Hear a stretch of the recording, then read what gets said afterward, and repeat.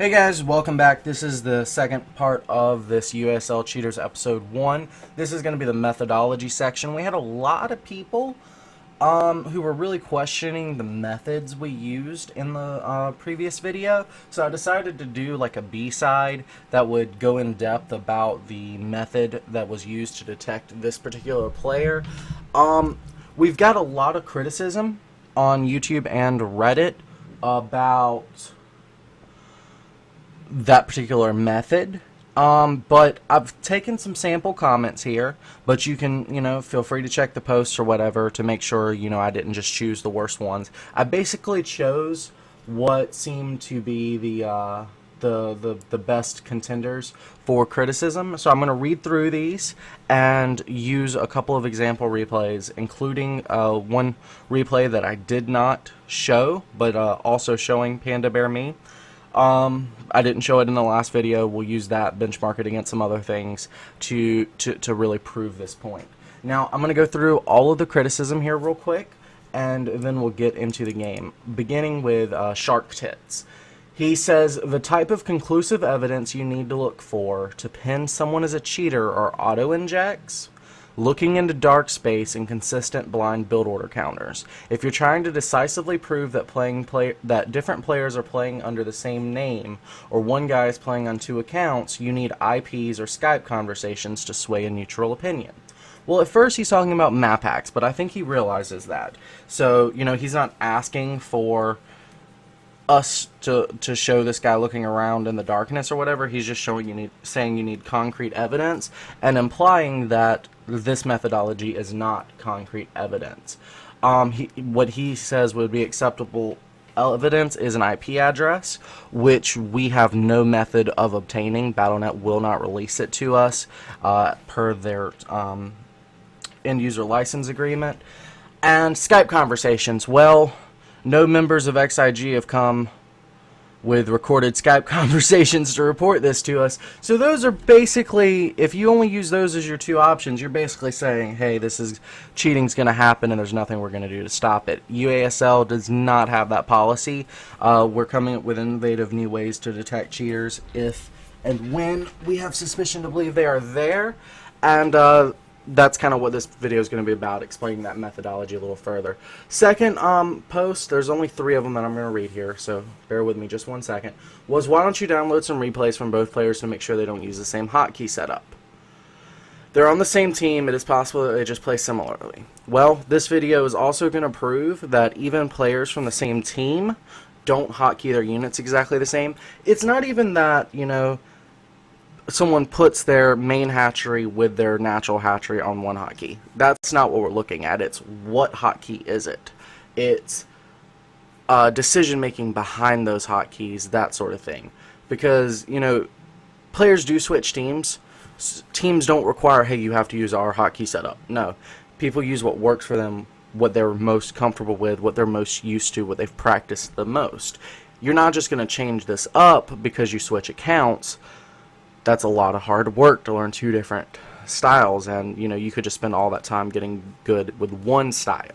So as far as similarity I'm willing to account for, but near perfection is what we're looking at. 7 out of 8 I'll accept, but as a confirmation, but 4 out of 7, I would not. Like 5 out of 7, I would not. 6 out of 7, yeah, okay.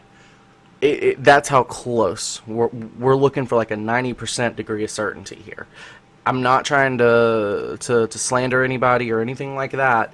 I'm simply providing documentation for the wider audience, so that they can see that our system is transparent, that we take a firm stance against cheating, and that we're exposing our methodology, our way of handling rules. Yeah, people could say that it teaches people how to cheat, but again, it's easier to just play straight up than it is to try to beat the system. So that's kind of one of the reasons to employ it. Now, the Lame Guitarist wrote that he disagrees with this video because in his opinion, Uh, a lot of players use the same hotkeys. I mean, for example, I use this hotkeys as like 3 of my teammates, but does that mean at some time they were playing on my account? I don't know. I don't really think that, just basing off of hotkeys. Well, again, if you're just saying that you guys all use exactly the same hotkeys, I want to show you exactly how unlikely that is. So basically these 3 posts, the general theme is, hey, there's only so many number of hotkeys. People are going to use the same ones, especially if they're on the same team. So what my job here today is to show you a couple of replays really quickly of even players on the same team that may have similar hotkeys, but they're never exact. People have different sizes hands, different reaction times, different speeds, and just a different way of processing things. So, you know, everyone's got something that they do differently. The problem was we couldn't find a single difference in the replay between the Barcode and Panda Bear me. So that's where the issue comes in. But anyways, we're going to go ahead and hop right on into these replays. Here we go. Alright, so flip this on. Alright, so just taking a look here.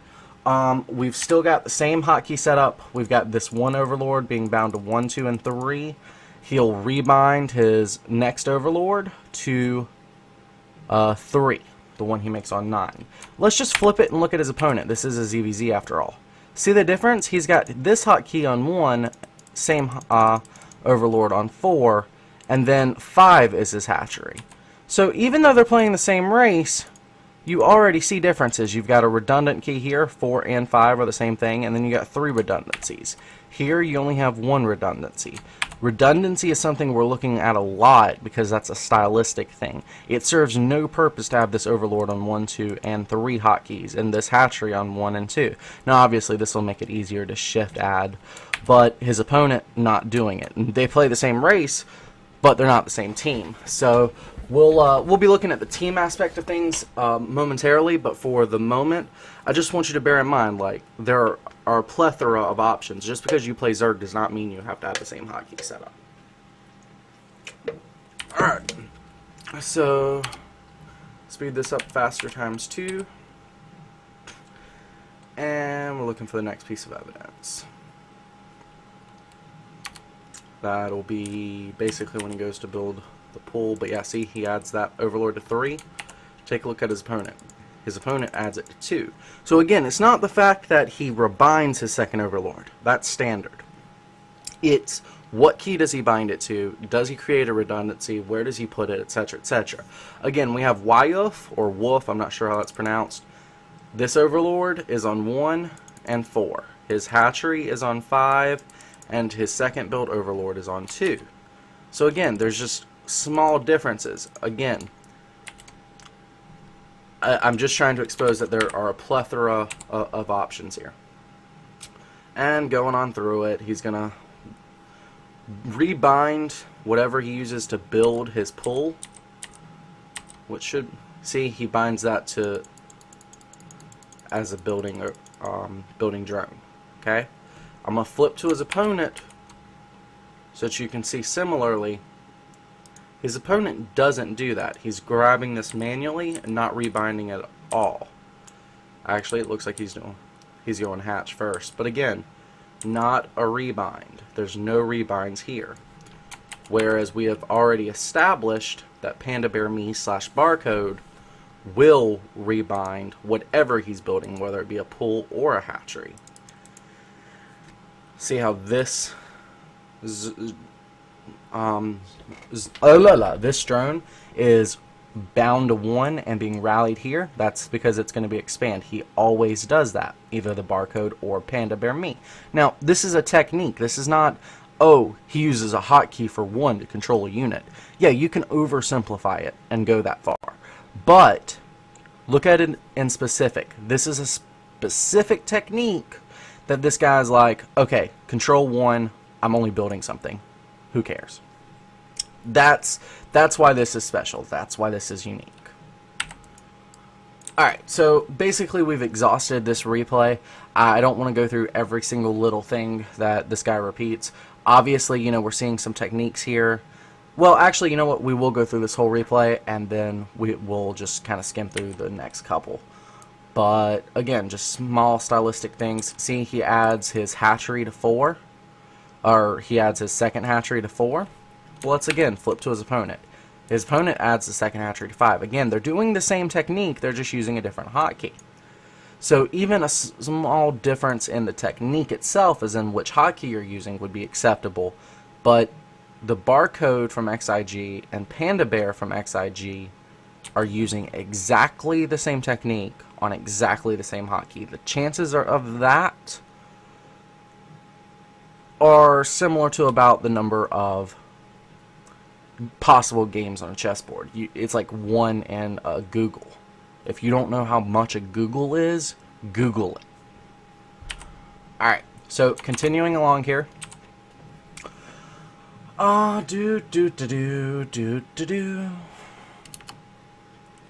Basically what we're going to look at now is this. He's got the same pair of Zerglings on 3 hotkeys. Now his opponent, also building a set of Zerglings, only on 1 hotkey. Now what do you know? Now how about these Overlords? All of these are different Overlords. So it makes sense that they're on 3 different keys. Again, this guy's Overlords, 2 of them were the same Overlord. There was really never any reason for that. See, he never actually used it. So the redundancy is not even efficient. So how do you approach a teammate saying, hey, why don't we do the same thing? It does nothing for your game, but it burns up APM. That doesn't really make sense. It'd be pretty hard to convince your teammate to do something that's not efficient. And besides that, why would you? And by the way, this is the same queen.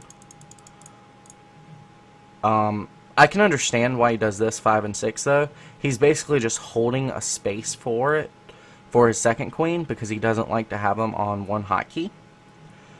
But this redundancy does not really make sense to me. Either way, it's the redundancy here that's telling things away. Again, all of these are the same, all of these are the same. His opponent, that's different, that's different, that's different, that's different, and then these are grouped together. And he doesn't have another one off to the side. Well, he doesn't here either. Cool. And then this is going to be another thing of Lings, and what's the bet these are going to become Banelings, all on this 2 and 3 key.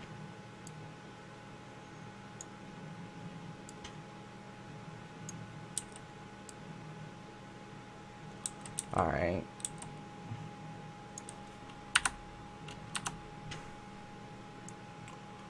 And see, same units. Again, this is just not efficient, so it doesn't make sense why a team would be saying, hey, this is a good thing to do.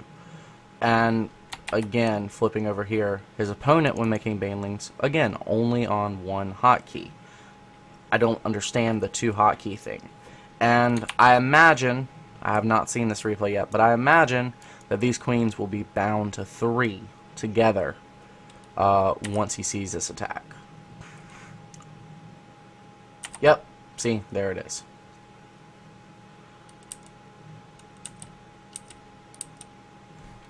And just take a look, again, all on 1 hotkey. Alright, so that's everything in this replay. We're going to go on to some other replays. I think we've got a couple of Evil Genius players that we're going to be looking at here, and see that even they have different hotkey setups. And then I'll show you maybe a guy from Liquid or something like that, just to, again, underline this. Because each player that I'm going to show you, and these are all chosen at random, guys. I've not gone through this at all. But you're going to notice differences. No 2 players play perfectly the same. It just doesn't happen. And that's what I'm proving here. Alright, be right back.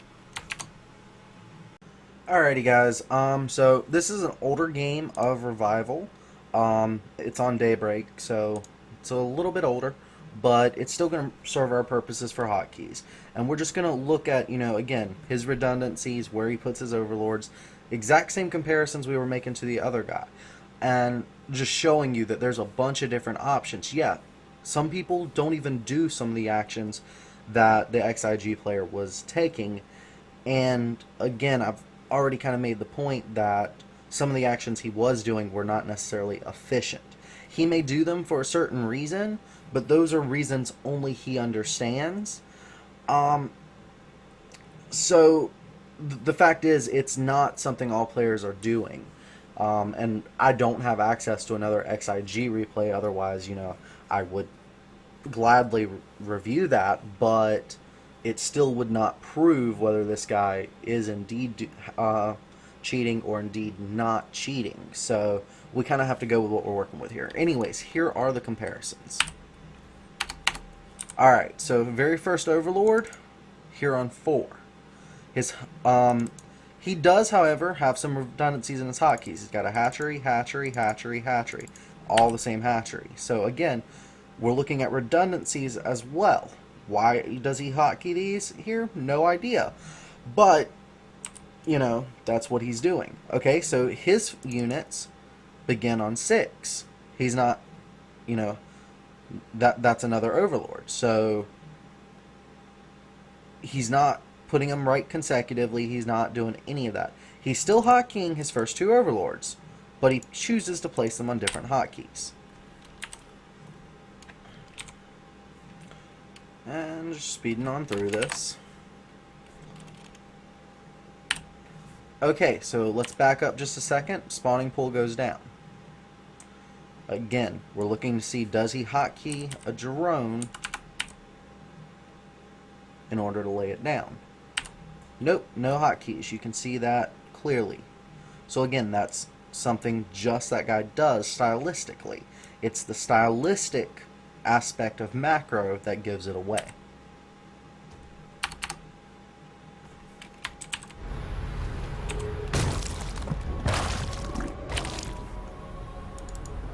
Another Overlord. See, it's on 0 and 7. For me, that would be that little apostrophe thingy. But anyway.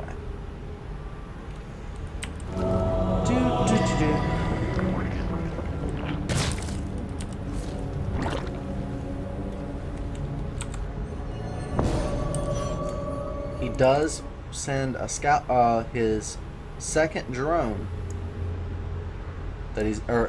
He does bind his second hatchery, the drone that's going to build that hatchery, to 2.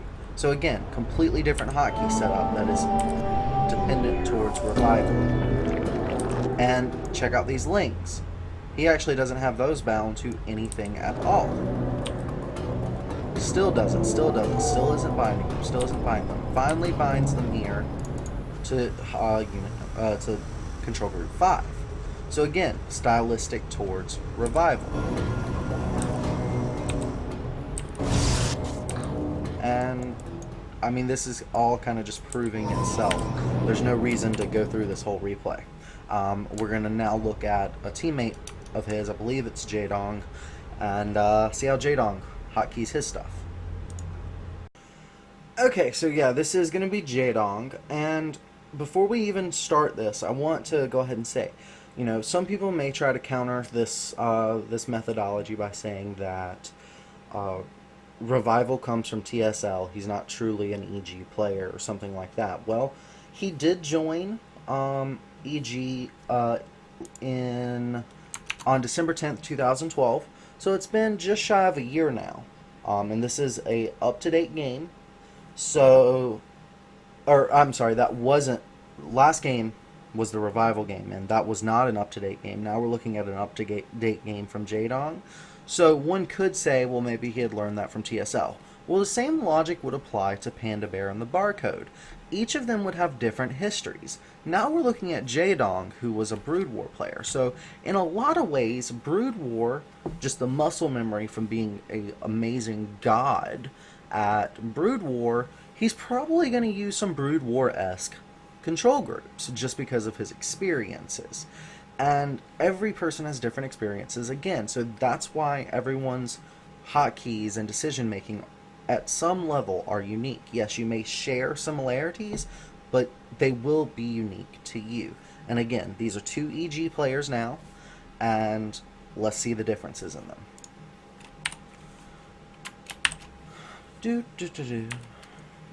Okay, so first up are redundancies. We have Overlord on 1, same Overlord on 2. Hatcheries on 3, 4, 5, and 6. Still not the same as the XIG player. So it's not that, there are redundancies, it's the fact that they are different, and then the barcode and the Panda Bear game are the same.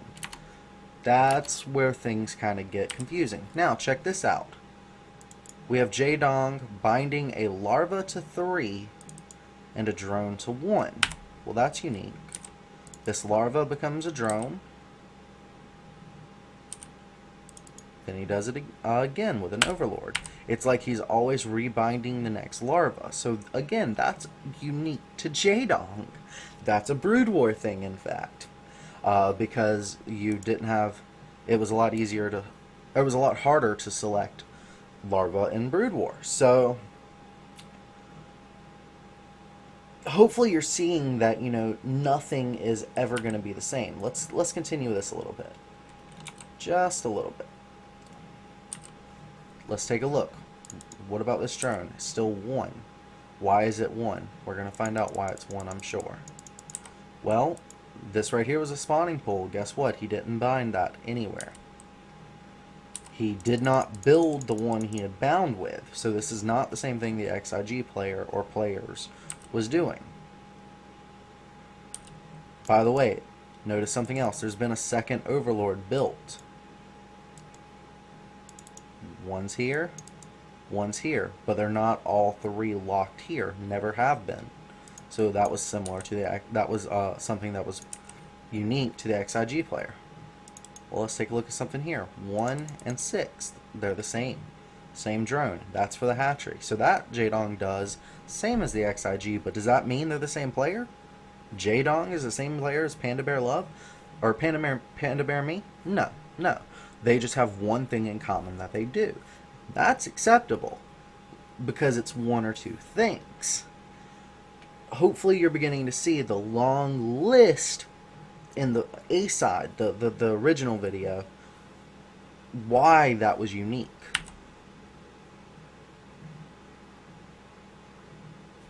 Anyways, continuing on. We've got this hatchery on 5, this hatchery on 6, but they're both on 4. Now that makes sense. He can double tap 5 and go here, double tap 6 and go here, and if he wants to rally both of them to the same location, he can use that hotkey to do it. Well, that makes sense. So that's a tactic that we haven't even seen yet. So hopefully you're beginning to see how the macro tactics, the unique macro characteristics really play a role in defining this. I'm not going to go through the rest of this replay. I think this should go ahead and rest my case, but I've got one final replay that'll put the nail in the coffin. Thanks so much, guys. Stay tuned. This next game is going to have Ragnarok in it. Ragnarok was previously teammates with Revival, both of them coming from TSL. Hopefully you'll see that there is not a global TSL style that, prevails. We've seen Revival's hotkeys. We've benchmarked those a little bit. And, we've even got Soul Key in this game, so we can benchmark his as well. And you'll see across the board there are unique things to each and every individual player that hopefully will put this to rest. Alright, so here we go. Ragnarok's very first bind is here to 5, and that's his hatchery. He binds this Overlord to 4, and there's no redundancies. He's a very efficient player, so we're already seeing differences. Here is Soul Key. He's got his bound to 2 and 4, so you can clearly see they're both Zerg players, but they have different hotkeys that they want to do this for. Same technique. Well, I mean, everyone uses this technique. But they are on different hotkeys. And, by the way, here's a redundancy. 0 and 5 now. So, boom. Let's continue.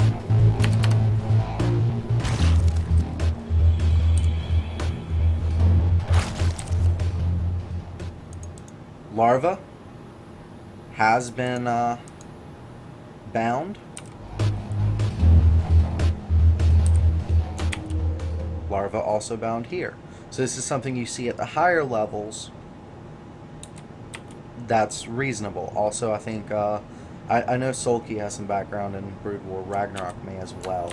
So, though that would be a logical assumption from this as well.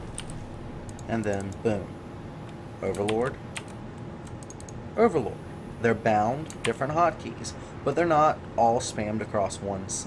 There's not Overlord, Overlord, Overlord, with these two being the same Overlord and this being the second one. You see, it's just different. It's always going to be different. But again, this is a TSL Zerg, so why shouldn't his be exactly the same as Revival? Because they're different players. They will have more similarities, but they will not be exact.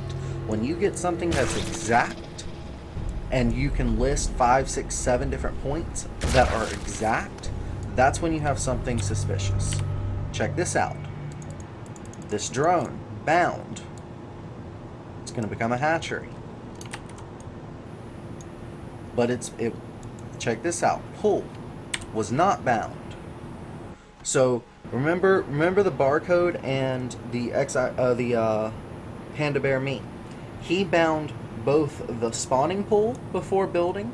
He bound the drone and then the spawning pool, and he would bind the hatchery. So again, that's something unique about him. We haven't seen any of these other Zergs do that. Just him and his team. It makes sense why he does it, but it's still unique. Some people feel like, that shortcut isn't something they're worried about learning because it would mess up what muscle memory they already have, and they don't feel like it's efficient. It's not worth it. It's something they already cover. And then other players say, oh, well, I might forget it, or I want it to be on a perfect timing, or something like that. It's what's important to you. So let's get back to the TSL Zerg. And you see that he has his different hatcheries, and then they're all bound to one. And again, even though we saw in our last game something very, very similar with Jaedong, Jaedong's hotkeys were different. Jaedong didn't use this hotkey for it. I believe it was something in here. So, yeah, this should go ahead and put the nail in the coffin, guys. Everybody uses different hotkeys. You may use the same techniques, or you may share similar techniques, but there will be aspects of those techniques that are individual to you. You will not have a list of 7 different items. Here, I'm going to read to you my list of items from the other night. This is first 3 overlords on 1 through 3. First 2 overlords, sorry, I misread that. First 2 overlords on 1 through 3. The 1 and 2 are same overlord, 3 is second overlord. Expand hatchery on 4 and 1. Lings bound to 1, 2, 3. Banelings bound to 2 and 3. Defensive queens on 3. Main queen equals 5. Second queen equals 6, etc., etc., etc. So you have this long list of items that XIG did exactly the same, when even looking at the highest level players, there are aspects that are individual to those players. This is Shaft, guys, signing out at the UASL. Please feel free to leave feedback in the comments. We're trying to put a fully transparent reporting system here that will keep things on the up and up. If you don't like the methodology still, or have some criticisms or something you want to logically point out, please post it in the comments. I really appreciate rational, logical posts that aim to build things up, not tear things down. So that's what we're going to be looking for, and we will definitely try to better the system towards any specifications you guys might like. Again, thank you so much for tuning in. This is Shaft. Bye-bye.